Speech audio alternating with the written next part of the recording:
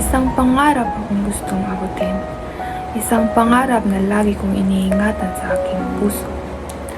Balang araw, nais kong magsuot ng puting uniforme at maging isang nurse na makakatulong sa maraming tao.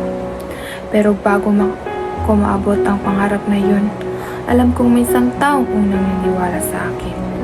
Ikaw iyon, Papa, ang aking bayani at sandalan. Araw-araw kang nagtatrabaho bilang driver upang may baon kami pagpasok sa paaralan at may pagkain sa hapag.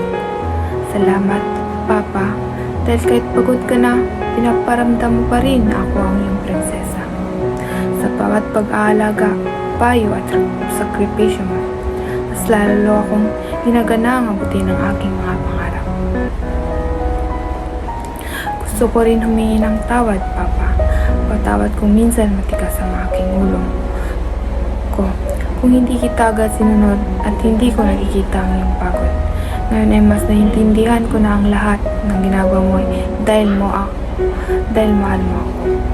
Papa, pangako ko sa iyo, magsisikap akong mag-aaral. Balang araw, kapag ako'y naging star nurse na, ikaw ang unang taong aking pasalamatan. Dahil ang bawat pangarap na aking maaabot ay may bahagi ng iyong pagod, pagmamahal at sakripisyo. Mahal kita, Papa. Ikaw ang aking bayani at ako ang iyong prinsesa na patuloy na nangangarap.